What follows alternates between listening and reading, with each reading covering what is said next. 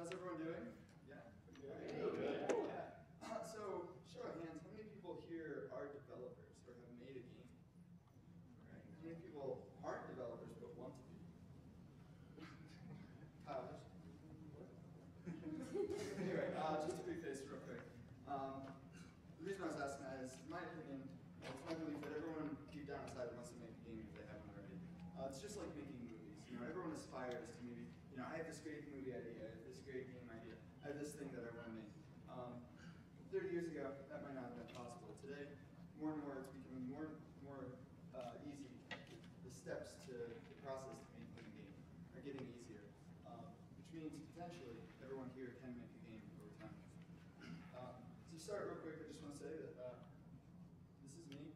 This is most of us here. We're all nerds in some way, shape, or form. Whether you're a nerd about Disney or a nerd about video games, you're still a nerd. Geek is also an acceptable term, whichever you want to use. So they always say that nerds create the future. The nerds are the ones who run Microsoft, the ones who run NASA. The major innovations in our world come from the nerds, the geeks. So that's kind of where the future lies. Another thing I want to say is because of video games and things like that, I'm a multitasker. I have a hard time sticking to any one thing for more than a few minutes. I wish this was my setup. If I could, I would. That's some guy who plays 30 plus rounds of WoW at the same time. My presentation likes to go without. So the future. What I'd like to talk about the future is, first off, what is the future? What do we know about the future? First things first is I want to live there, because if I'm not in the future, that means I'm dead. So preferably the future. I want you to live there. I don't want you to be dead. So you can come with me. It's better than the past. Ever since the Dark Ages, there's never been a generation that's been worse than its previous one. We've always improved. So that means our future is most likely to be better. It's the only thing left. We can't go back in time. We don't have the DeLorean yet. So we can only hope for the future. And for me personally, there's more video games in the future. So I'm going to go there because then I'll have more games to play. So first thing I want to talk about is the future of AAA games. AAA as a term just means any major game with a huge multi-million-dollar budget. It is a kind of generalized term. There's no specific definition for AAA, so we're just going to refer to mainstream games as AAA. The first thing I'd like to point out for AAA is the budgets are huge, hundreds of millions of dollars, with up to 100 people on a team developing the game. And this number is increasing as we go. Also, the money they make is also increasing at a very exponential rate.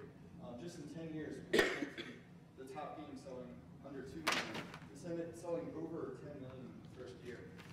So in 10 years alone, we've grown at an exponential path twice. Now, the other thing is the cost and the budget. So just like the money made, the money being spent, the sizes of the budget are growing and growing and growing. So what this means is these AAA games may be making more money, but it's also costing them a lot more money. So the return is still there, but it's not growing at the rate it could. Alright, so King Camp Gillette. In the early 1900s, King Camp Gillette came up with the razor method of sales, the freemium method. Basically, he gave away the razors so people would buy the blades. In the same way, we're starting to see this in the AAA titles. We're starting to see the Unreal Engine, the Cry Engine, and things like that. Would you stop it? Alright, so we're starting to see the engine not be the expense. It's not the major aspect. The engine's pretty much free. It's the game, the content that comes with the engine. If you download Steam, you can get the source engine for no cost. It's all the games that come with the source engine, Half-Life, Portal, these things are where the money is being spent. And more we're seeing the DLC, the small chunks of content, instead of the full game on its own. So something like Portal 2, which is just recently released, in the summer we're releasing a free DLC. A lot of games on here, Skyrim, the previous, Oblivion, had multiple packs for sale. Gears of War had multiple map packs. Crisis will probably do the same.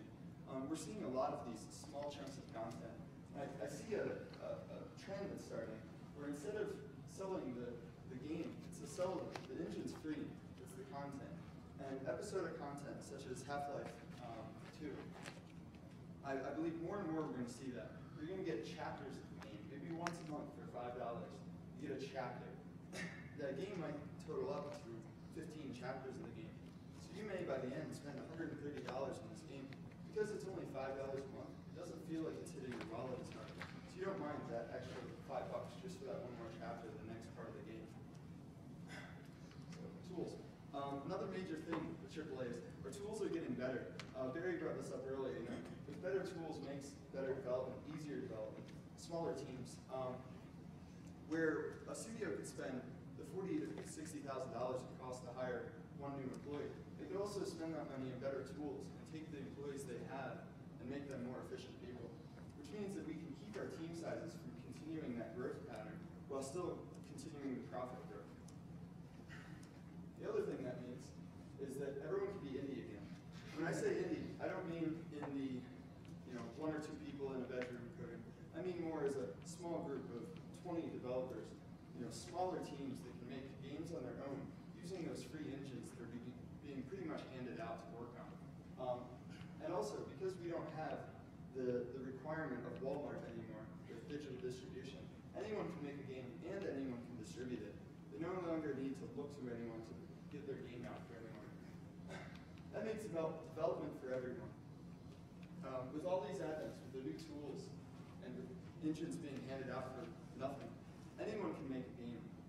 And that anyone could be your grandmother, it could be yourself, it could be your daughter when she gets 8 years old, heck, 6 years old. Game Maker, Unity, UDK, all these engines have a much lower set of knowledge needed to get started. Which means we have anyone who wants to make a game can. Which also means that anyone who wants to make a game probably has different interests than from the people who are currently making games. So your 12-year-old daughter who absolutely loves horses can make a game about riding horses, where there was never a market for that before. There was never a studio of 80 people with a $100 million budget to make that game.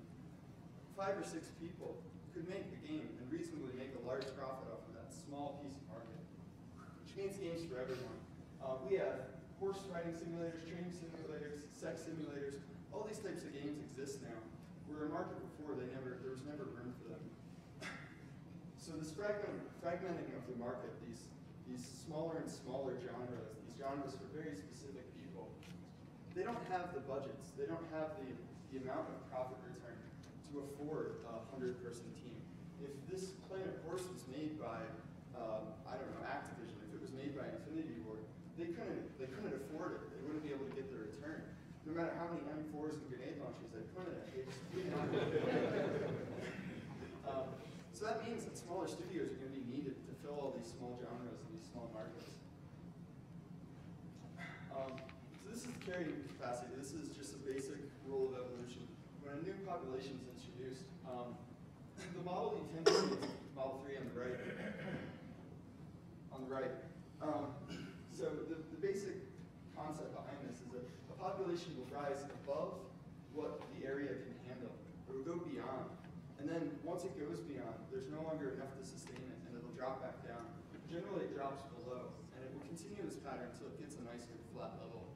We're seeing that right now in first-person shooter market. This is occurring. We're getting way too many games. Most of them aren't returning. They're going bankrupt. We're losing a lot of studios. In the same way, 10 to 20 years ago, the RPG market did this. The MMO market's doing this right now. Mobile games are doing this. In the 80s, the video game crash. All these things are caused by this. And the growth in the population, the sudden spike, is caused by easier tools of development. Basically bringing in more teams to work on games, more groups, and then they go over the limit. The good news for us is that we have a limit for every genre that's out there. There's one of these carrying capacities for any genre you can think of, including that horse game. So while it's a smaller limit, it's still there, and there's still a need to be fulfilled. So all in all, what this means is way more money for us. With all these small genres, with all these niche markets, if someone's developing for them, that is one more thing, one more place that we can get money out of within the game industry. And as much as it is a labor of love, money needs to be made. Like, you have to live on something. Welfare just won't cut it. So this is good for us. This means that there's going to be more market, there's going to be more jobs for us, there's going to be an opportunity for everyone here. All right, it's the future. This part of the talk, I'd like to talk about how I I kind of see the future progressing thanks to games. We're going to have 2 in a row Star Trek references, so I'd like whoever the next speaker is to continue this. The man on the right, Mr. Cooper, is the first man to invent the telephone. He invented it because he wanted the communicator for Star Trek. The device on the right is the Altair 8800. It's one of the first home computers. The men who built it because they wanted the computers from Star Trek. These are just 2 examples of things that have come from Star Trek. I already mentioned another one earlier that I failed to have on here. So it just shows that one form of popular media of the 60s spawned a whole generation of scientists and techies that created all the technology we take for granted today. So just like that, we can have the same thing from video games. This is a book by Clay Shirky, Cognitive Surplus. What it talks about is how all the extra free time our generation has. We have more free time than any generation in the past, and it will continue to be so. We have nothing to do with all this cognitive surplus, all this extra brain matter that just has nothing to do. We have more hours in a day to spend for ourselves than we do to spend working. So the question is, what are we doing with that time? The first thing we're doing is collecting information and knowledge. So information and knowledge, just to differentiate, information is you telling me what you had for breakfast. Knowledge is me telling you the airspeed velocity of an unwilling to swallow. So there's a big difference there. Like there's the whole separation. But our generation has both of these. We have a good combination of both. The beauty of it is that it's at our fingertips whenever we want it. If this was the early 90s, a song came on the radio, and I said to my friend, hey, what's this song? Do you know what it is? Friend says no. That's it. We're done. End of conversation. You forget about it. Move on. Nowadays, if I said that, my friend could pull out his phone, hold it up to the song within 20 seconds. He could tell me what the song is and purchase it and find any piece of information about that band or album that he wanted. Like, we have knowledge at our fingertips. As much as we possibly want to consume, it's available for us. So what are we going to do with all this knowledge? We have all this knowledge, all this free time to do whatever we want with our knowledge, and we're being inspired from video games. So I'd like to coin the phrase, the future, brought to you by Mario. What I mean by this is, just like Star Trek inspired the last generations, we will be inspired by the games we played, the games we grew up on, the games that inspired us to get into this industry or any other industry. So within that, we have all these awesome things that we can see being invented potentially in the next 100 years, thanks to video games. Why are you going so fast? So this is a good example. This is someone who's just tossed together the base premise of a gravity gun. It may not work now. It probably has way more time to go before it's actually functioning like it does in Half-Life, but it exists, and it shows that there's people out there that are following these paths, and the inspiration came from their video games.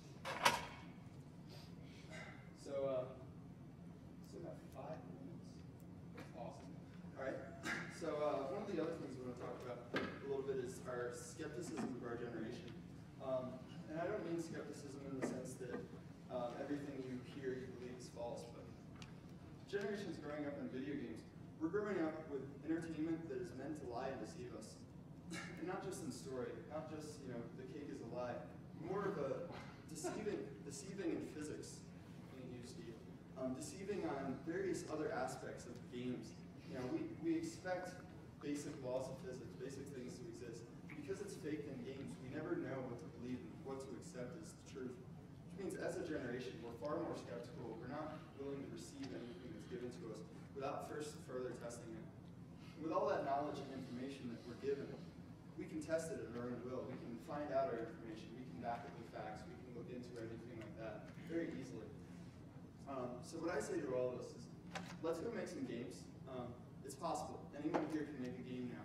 We have all the knowledge we want. We have all the information we want. We have anything we need to make a game. And by making a game, we can continue to improve the next generation so they can make better games and keep the ball rolling.